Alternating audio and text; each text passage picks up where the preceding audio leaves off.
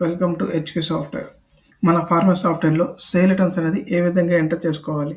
ముందుగా ఇన్‌వర్డ్‌లోకి వెళ్ళిపోయి, ఇక్కడ జీఎస్టీ సేల్ రిటర్న్ ఉంది. డిమాండ్ అప్లై చేసినా పర్లేదు. అది కింద న్యూ కొట్టినా పర్లేదు. ఇక్కడ మనకి ఎవరైతే రిటర్న్ ఇస్తారో ఆ కస్టమర్ నేమ్ ఎంటర్ చేసుకుంటాం ఇక్కడ.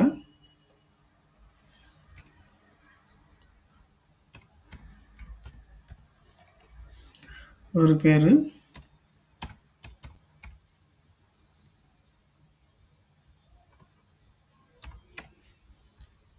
డైరెక్ట్‌గా పేరు ఎంటర్ చేసుకోవచ్చు. లేకపోతే లేదు, మీ చాయిస్ అది.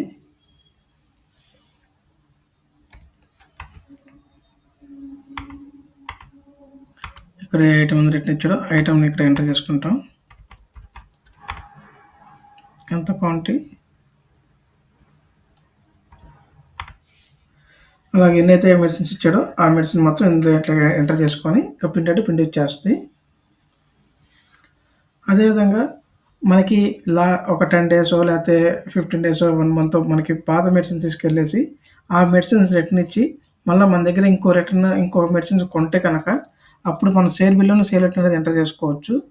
మనకి ఇక్కడ అవుట్పుట్కి వెళ్ళిపోతే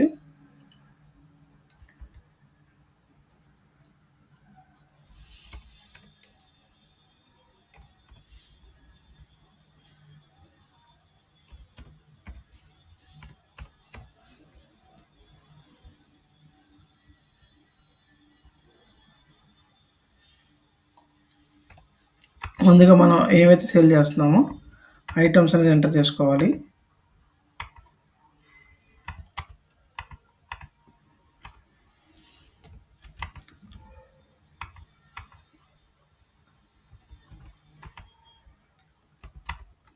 ఈ ఎంటర్ చేసుకున్న తర్వాత మనం రిటర్న్ ఏదైతే వచ్చిందో ఆ ఐటమ్స్ కొడతాం ఇక్కడ.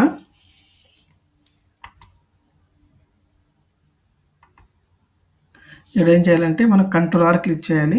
కీబోర్డ్లో కంట్రోల్ కొట్టచ్చు.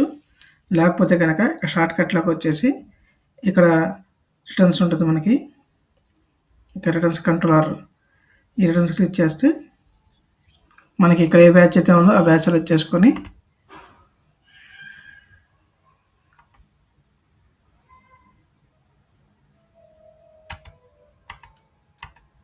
Minus quantity కొడతాము.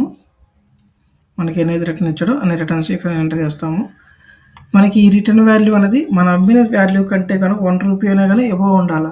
అదే లెస్ ఉంటే కనుక సేల్ బిల్ కొట్టాలా, సేల్ రిటర్న్ కొట్టాలి. ఎందుకంటే నెగిటివ్ అమౌంట్ అనేది యాక్సెప్ట్ చేయదు. అందువల్ల కంపల్సరీ ఇచ్చేసుకోవాలన్నమాట. ఇంకా సేవ్ అని ప్రింట్ కొడితే ప్రింట్ వచ్చేస్తుంది. మనకి ఇక్కడ ప్రింట్లోనే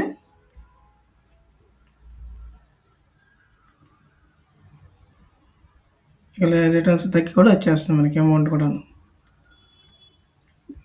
థ్యాంక్ యూ.